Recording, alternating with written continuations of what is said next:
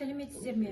Мен Райш Жансұлу Жанайсқызы, Атырау облысы білім беру басқармасының Жолдасқали Досмұхамбетов атындағы мамандандырылған мектеп-лицей интернатының 10-шы сынып оқушысымын.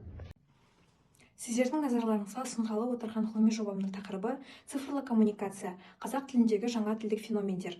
Зерттеу жұмысымның мақсаты қазақ тіліндегі цифрлы коммуникацияда пайда болған жаңа тілдік феномендерді анықтап, олардың қоғамдағы қолданысын зерттей отырып, ана тілімізде таза сөйлеуді қайта қолға алып, тіл тазалығын сақтау.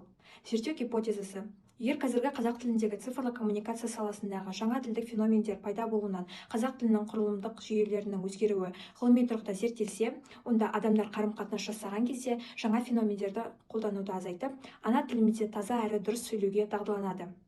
Зерттеу жұмысымның өзектілігі: ғаламтор, әлеуметтік желілер мен мобильді қосымшалар арқылы жүзеге асатын цифрлы коммуникацияда жаңа тілдік феномендердің қалыптасуын және дамуын бағамдау.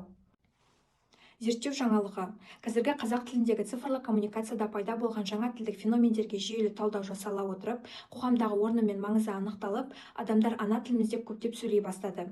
Зерттеу барысында талдау, синтездеу, жалпылау, жинақтау, бақылау, сипаттау және салыстыру әдістері қолданылды.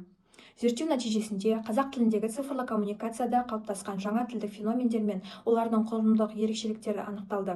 Жаңа феномендерге мысал келтіріліп, олардың қазіргі қоғамдағы рөлі айқындалды. Сауалнама қорытындысы арқылы қоғамдағы қолданысы анықталған болатын. Феномендер дегеніміз қоғамдағы белгілі бір құбылыстар немесе өзгерістер. Олар уақыт өте келе қалыптасып, үлкен маңызға ие болады. Қазіргі заманда жастар арасында цифрлы коммуникацияның, әлеуметтік желілердің және жалпы қоғамның әсерінен көптеген жаңа феномен сөздер мен неологизмдер пайда болды. Бұл сөздер көбінесе жастардың қарым-қатынасына, мәдениетіне, күнделікті өміріне сай келеді. Олардың арасында жиі қолданылатын бірнеше мысал көрсетілген. Жастар арасында жиі қолданылатын сленгтер мен жаргон сөздер көбінесе қарым-қатынас кезінде көңіл күйді, эмоцияны білдіру, сондай-ақ қарым-қатынасты жеңіл әрі қызықты ету мақсатында қолданылады. Осылып көрсетілген мысалдар жастар арасында жиі қолданылатын сленг, жаргон сөздер. Феномендердің қоғамдағы қолданысын анықтау үшін оқушыларға, мұғалімдерге және өзімнің сыныбымның ата-аналарына сауалнама жүргізген болатынмын. Және де сауалнамада осындай 10 сұрақ қойылды.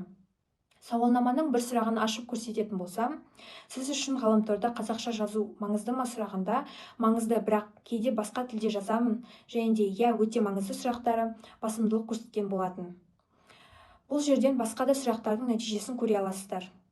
Қорытындылай келе, сауалнама нәтижелері қазіргі қазақ тілінің жаңа феномендерге кеңінен бейімделіп келе жатқанын көрсетеді. Егер де қоғамда жаңа тілдік феномендерді қолдануды азайтып, қазақ тіліне басымдылық берсек, ана тіліміздің тазалығын сақтап қалар едік. Назарларыңызға рахмет.